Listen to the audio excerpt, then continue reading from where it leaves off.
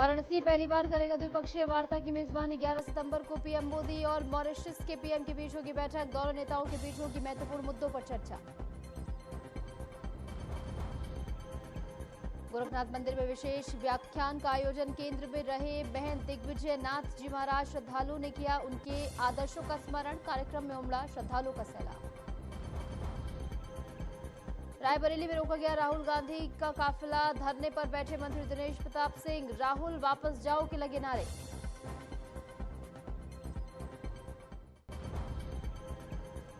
नेपालगंज में भड़का बवाल। हालात बने तनावपूर्ण। प्रदर्शनकारियों ने की तोड़फोड़। स्थिति नियंत्रित करने के लिए सड़कों पर उतरी सेना। भारत नेपाल सीमा पूरी तरह सील। 10 सितंबर को मनाया जाता है आत्महत्या रोकथाम दिवस। सरकारी और सामाजिक संस्थाएं आत्महत्या रोकथाम के लिए सक्रिय। जेल प्रशासन सकारात्मक मानसिकता विकसित करने में लगा। नमस्कार, मैं हूं आपके साथ निशु शर्मा और आप देख रहे हैं हमारा खास बुलेटिन हमारा उत्तर प्रदेश। चलिए शुरुआत करेंगे और बुलेटिन में सबसे पहले जिक्र करेंगे मुख्यमंत्री योगी आदित्यनाथ के गोरखनाथ मंदिर में युग पुरुष ब्रह्मलीन महंत दिग्विजयनाथ जी महाराज पर आधारित विशेष व्याख्यान में उनके शामिल होने का। इस व्याख्यान में महंत दिग्विजयनाथ जी महाराज के जीवन, आदर्शों और समाज में उनके योगदान को विस्तार पूर्वक प्रस्तुत किया गया। व्याख्यान में उपस्थित श्रद्धालुओं और भक्तों ने महंत दिग्विजयनाथ जी महाराज के जीवन, संघर्ष, उनके धर्म और समाज सुधार में किए गए कार्यों पर गहन चर्चा की। मंदिर प्रशासन ने कार्यक्रम को व्यवस्थित रूप से संपन्न कराने के लिए विशेष इंतजाम किए और उपस्थित श्रद्धालुओं को सभी सुविधाएं उपलब्ध कराईं।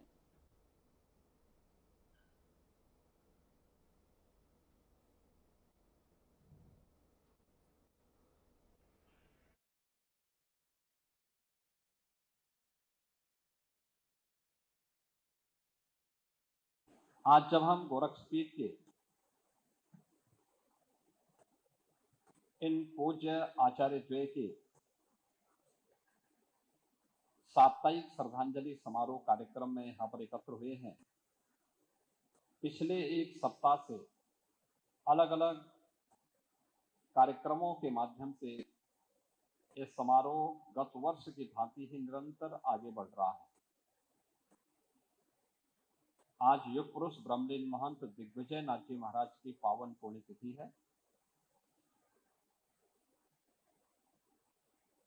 और इस स्मृति में उनकी पुण्य स्मृति को बनाए रखने के लिए गोरखपीठ अपनी उस परंपरा के प्रति श्रद्धा का भाव व्यक्त करने के लिए न केवल पीठ के माध्यम से बल्कि पीठ से संबद्ध संस्थाओं के माध्यम से भी अनेक प्रकार के कार्यक्रम आयोजित हो रहे हैं। सभी संस्थाओं में कोई न कोई कार्यक्रम आयोजित हैं और इन पूज्य संतों की उपस्थिति भी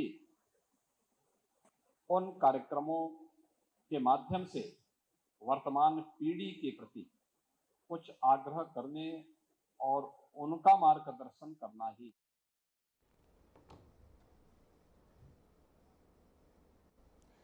युग पुरुष ब्रह्मलीन महंत दिग्विजयनाथ की पुण्यतिथि पर गोरखनाथ मंदिर में विशेष कार्यक्रम का आयोजन हुआ। इस मौके पर अयोध्या के महंत राजूदास पहुंचे और पड़ोसी मुल्क नेपाल की मौजूदा स्थिति पर गंभीर प्रतिक्रिया दी।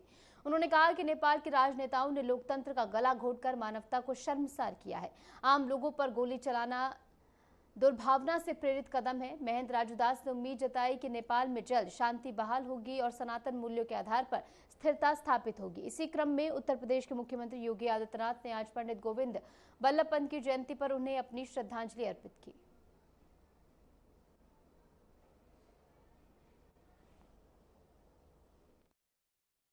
मित्रों, आज उत्तर प्रदेश के प्रथम मुख्यमंत्री पंडित गोविंद बल्लभ पंत जी की पावन जयंती है।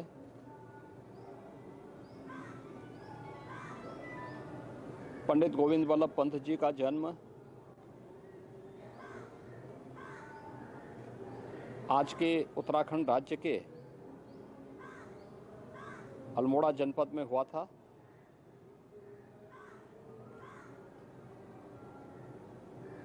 देश की आज़ादी के आंदोलन में उन्होंने बढ़ चढ़ करके भाग लिया। वे एक महान स्वतंत्रता संग्राम सेनानी भी थे और भारत के स्वतंत्र होने के उपरांत तत्कालीन संयुक्त प्रांत और स्वतंत्र भारत में जब प्रथम आम चुनाव हुए तो आम चुनाव के बाद उत्तर प्रदेश के मुख्यमंत्री के रूप में उन्होंने एक महत्वपूर्ण भूमिका का निर्वहन किया। एक चिंतनीय विषय है कि नेपाल में जिस प्रकार से मानवता को शर्मसार करने वाली घटना हुआ, गोली मारना, ये दुर्भाग्यपूर्ण वहां के राजनेताओं का था कि आप जनता की लोकतंत्र में, डेमोक्रेसी में जनता की चिंता और चिंतन आपको करना पड़ेगा। आप उसकी चिंता और चिंतन नहीं करेंगे तो क्या मतलब है? डेमोक्रेसी, लोकतांत्रिक व्यवस्था, क्या मतलब है? सांसद और विधायक लोकतंत्र की व्यवस्था।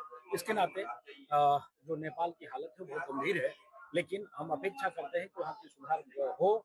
और रही भारत की बात, तो भारत विश्व पटल पर भारत की जो सनातन पद्धति है, सनातन संस्कृति है, उसको दुनिया अपनाने के लिए तैयार है। जब दुनिया उसको अपनाएगी तब जाके शांति और शुचिता हो सकता है। भारत देखिए कितना शांत है। पूरे विश्व विरादर पीछे पड़ने के बावजूद भी भारत विश्व पटल पे मानवता के लिए, सेवा के लिए और सर्वे भवन्तु सुखिनः, सर्वे सन्तु निरामय के साथ कार्य और काम कर रहा है और मोदी जी के नेतृत्व में भारत आगे बढ़ा है।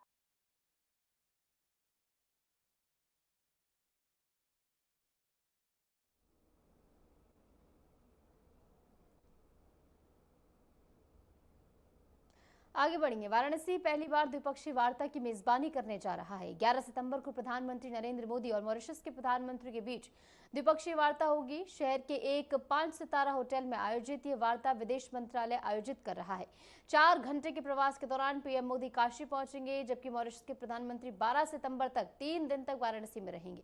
इस दौरान वे काशी विश्वनाथ धाम के दर्शन करेंगे और गंगा आरती भी देखेंगे।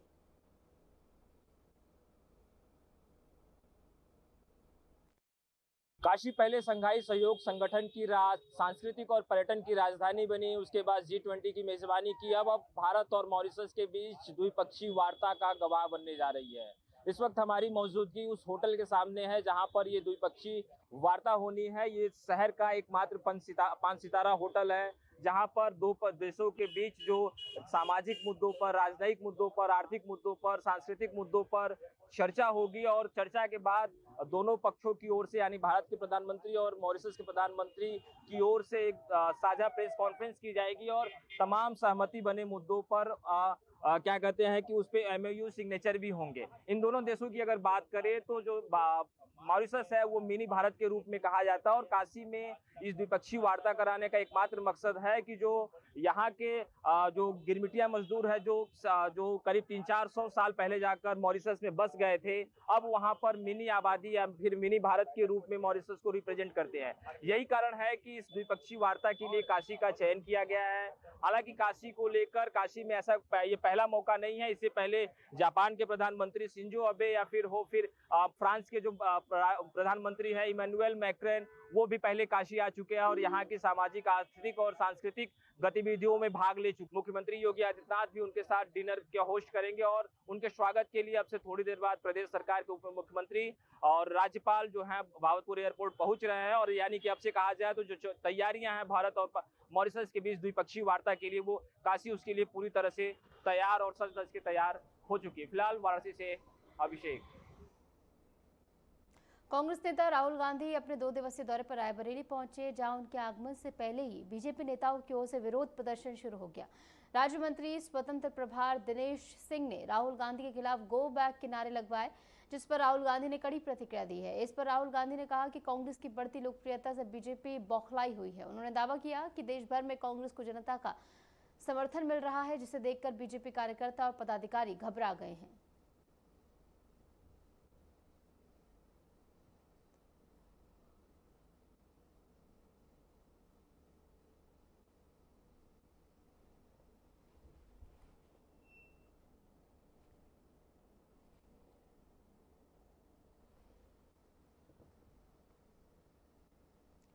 तो वहीं राहुल गांधी के काफिले को विरोध का सामना करना पड़ा। पीएम को गाली देने के मामले को लेकर योगी सरकार के मंत्री दिनेश प्रताप सिंह अपने समर्थकों के साथ राहुल के रास्ते में धरने पर बैठ गए। राहुल वापस जाओ के नारे लगाए गए। विरोध प्रदर्शन के चलते राहुल का काफिला करीब 1 किलोमीटर पहले ही रोक दिया गया। पुलिस मंत्री दिनेश प्रताप सिंह को उठाने पहुंची तो भाजपा कार्यकर्ताओं के साथ धक्का मुक्की भी हुई। इस दौरान राहुल का काफिला 5 मिनट रुका रहा। वहीं राहुल गांधी ने बटोही रिजॉर्ट में कार्यकर्ताओं को संबोधित करते हुए कहा कि पहले लोग कहते थे कि दाल में जरूर कुछ काला है, लेकिन किसी के पास कोई सबूत नहीं थे। अब सबूत हैं, वोट चोरी हो रही है, इसे रोकना होगा। विरोध के बाद भी चुनाव आयोग तानाशाही कर रहा है।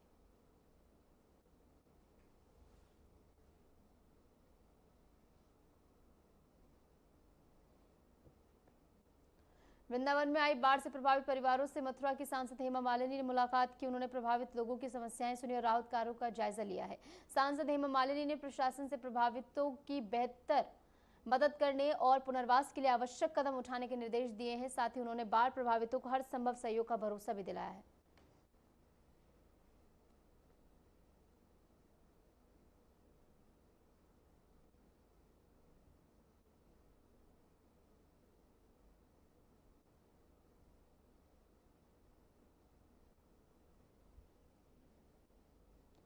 तस्वीरें आपको दिखा रहे हैं जहां हेमा मालिनी बाढ़ प्रभावित लोगों से मुलाकात करने पहुंची और उनका हालचाल उन्होंने जाना है। इसी के साथ साथ उनकी ओर से आश्वासन भी दिया गया है कि हर संभव मदद जो है बाढ़ पीड़ितों को दी जाएगी। अधिकारी भी यहां पर तमाम मौजूद रहे जिनको निर्देशित हेमा मालिनी की ओर से किया गया।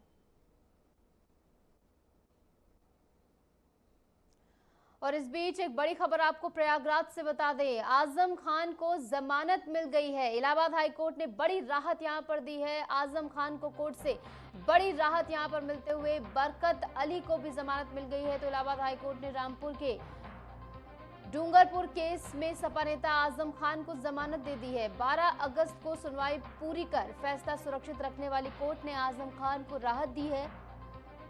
रामपुर एमपी एमएलए कोर्ट ने उन्हें 10 साल की सजा सुनाई थी। साथ ही ठेकेदार बरकत अली को भी हाई कोर्ट ने यहां पर जमानत दे दी है। फैसला जस्टिस समीर जैन की सिंगल बेंच ने सुनाया है।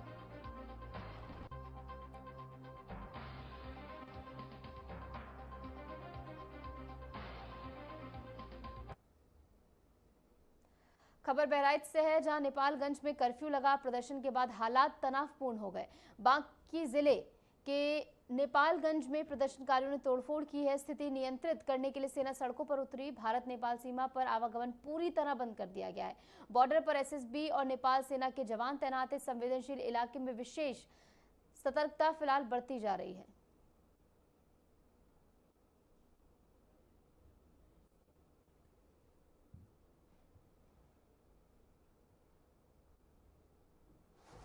खबर संभल से है जहां हिंसा के बाद शासन ने जिले में पहली बार एटीएस के यूनिट स्थापित करने का निर्णय लिया है। जिले का नाम आतंकी संगठनों से जुड़ा रहा है और कई सुरक्षा एजेंसियां यहां पर सक्रिय हैं। एसपी के अनुसार संभल निवासी आतंकी अलकायदा के नेटवर्क से जुड़े हैं। जिले में अलकायदा का नया संगठन AQIS भी सक्रिय है जो युवाओं को प्रशिक्षण देकर आतंकी गतिविधियों को बढ़ावा दे रहा है। तो ऐसे में एटीएस यहां पर सक्रिय हुई है। संभल में पहली एटीएस यूनिट यहां पर तैनात की गई और ऐसे में आने वाले समय में तमाम ऐसी घटनाओं पर रोक लगाई जाएगी, इसकी संभावना। जनपद संभल में शासन द्वारा लिए गए निर्णय के अनुसार संभल में एक एटीएस की यूनिट है, उसको स्थापित किया जाएगा। अस्थायी तौर पे उसको चौकी सत्यव्रत है उसमें स्थापित किया जाएगा और स्थायी रूप से उसके पास में एक ज़मीन है वो चिन्हित की गई है। जल्दी इसकी स्थापना के जितने भी उसकी फॉर्मेलिटीज हैं उसको पूर्ण किया जाएगा। खबर सीतापुर से है जहां नेमिषा रण्य तीर्थ नगरी में प्रशासनिक सख्ती देखने को मिली है। चक्र तीर्थ के सामने बने अवैध दुकानों पर आज प्रशासन ने बुलडोजर चलाकर कड़ी कार्रवाई की है। जानकारी के मुताबिक इन दुकानों के मालिकों को पहले भी मुआवजा दिया जा चुका था, इसके बावजूद उन्होंने कब्जा खाली नहीं किया था।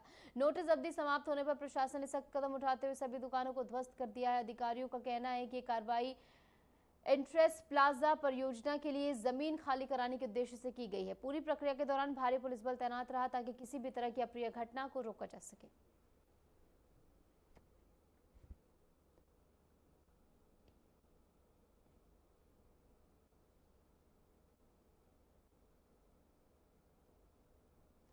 आत्महत्या रोकथाम दिवस एक जागरूकता दिवस है जो हर साल 10 सितंबर को मनाया जाता है। आत्महत्या की रोकथाम को लेकर सरकारी और सामाजिक संस्थाएं लगातार कदम उठा रही हैं, लेकिन फिर भी आत्महत्या जैसी घटनाएं लगातार सामने आ रही हैं। जिला कारागार गाजियाबाद में तकरीबन 4000 बंदी हैं।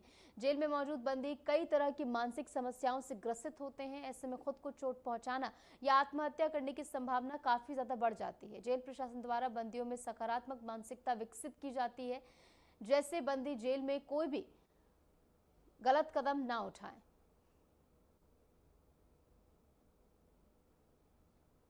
देखिए, सबसे पहले चरण में हम लोग आइडेंटिफिकेशन करते हैं। जब बंदी कारागार में प्रवेश करता है तो उसके कुछ कैटेगरीज हैं जिनमें संभावित है कि वो सुसाइड कर सकता है। तो ऐसी कैटेगरीज को पहचान करके फिर उनके लिए काउंसलिंग कराई जाती है और लगातार वॉच किया जाता है। और कुछ ऐसी चीज़ें जो आत्महत्या करने में सहायक हो सकती हैं, ऐसी चीज़ों को उपलब्ध ना हो पाए कारागार में, इस तरह के प्रयास किए जाते हैं। साथ ही जो हमारा जेल चौपाल सिस्टम है उसमें कि जो मानसिक स्वास्थ्य समिति है उसके सदस्य प्रतिदिन ऐसे आइडेंटिफाइड बंदियों के लिए सुबह और शाम उनसे वार्ता करते हैं और उनके अवसाद के स्तर को लगातार मॉनिटर करते रहते हैं कि कहीं वो अवसाद की गहन अवस्था में तो नहीं जा रहे हैं। तो इस तरह के इन प्रयासों से हमारी एक प्रतिदिन की कार्यप्रणाली है जिससे कोशिश रहती है कि कोई बंदी इस तरह की नकारात्मक घटना का कार्य न कर पाए।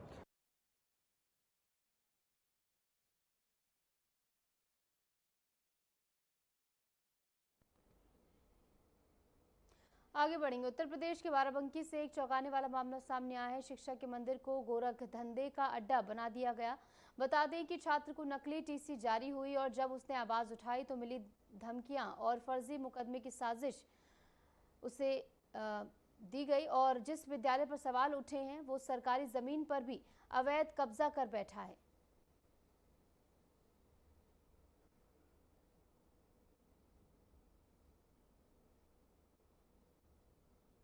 तो उसमें जो है डीओ सर के ऑफिस से मुझे संपर्क कर स्कूल भेजा गया। मिस्टर सुनील कुमार गौर जी, उस समय मेरी अधिकारी द्वारा कोई जांच नहीं हुई। मुझे सिर्फ अधिकारी द्वारा फोन कांटेक्ट से संपर्क किया गया और बोला गया कि आपको कागज मिले। हमने कहा नहीं मिले। शिकायत मैंने माननीय मुख्यमंत्री जी को, माननीय जिलाधिकारी महोदय को, माननीय उप जिला अधिकारी महोदय को और बेसिक शिक्षा विभाग में हमने रजिस्ट्री के माध्यम से सबको एक पत्र पहुंचा दिया है। और जो अभी जनता दर्शन लगा हुआ था वहाँ पे तहसील में, उसमें भी हमने जो है डीएम के पास गए थे, लेकिन वो डीएम महोदय जा चुके थे। तो हमने उनके स्टोनों को जो है ना एक एप्लीकेशन की प्रति उनको दे दी थी। खबर सहारनपुर से है, जहां कुतुबशेर पुलिस ने मानक मऊ नकोड़ मार्ग पर गश्त के दौरान अंतरराज्यीय वाहन चोरों से मुठभेड़ की। उनाली के पास बदमाशों ने पुलिस पर फायरिंग की, जिससे जवाबी कार्रवाई में एक आरोपी मनोज घायल हो गया। उसके पास से 2 चोरी की अपाचे बाइकें और तमंचा बरामद हुआ है। पूछताछ में साथी का नाम सामने आया, जिसे पकड़कर पुलिस ने उसके पास से एक स्प्लेंडर प्लस बरामद की है।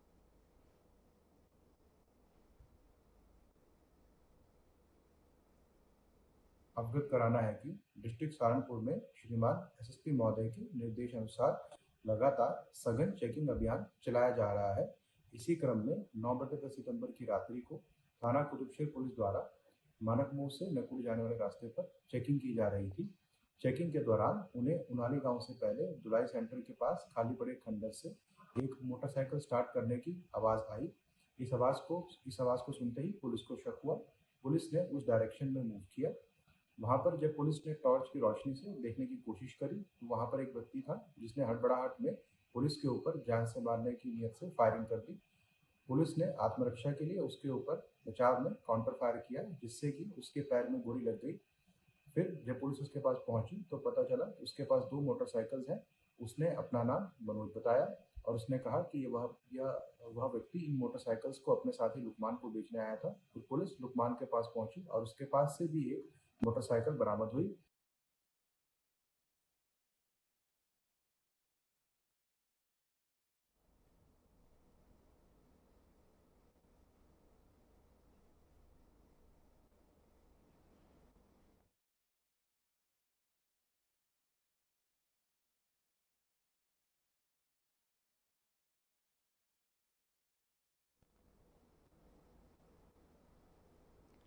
बरेली के आंवला क्षेत्र में दुष्कर्म के 2 आरोपियों को पकड़ने गई पुलिस टीम की मुठभेड़ हो गई। पुलिस की जवाबी फायरिंग में दोनों आरोपी घायल हो गए और उन्हें गिरफ्तार कर अस्पताल भेजा गया।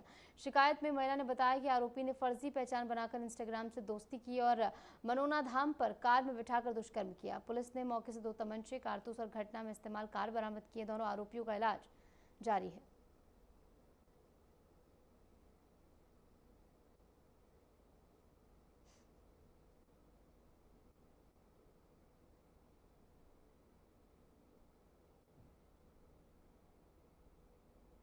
और फिलहाल के लिए हमारे इस खास बुलेटिन में इतना ही। नमस्कार।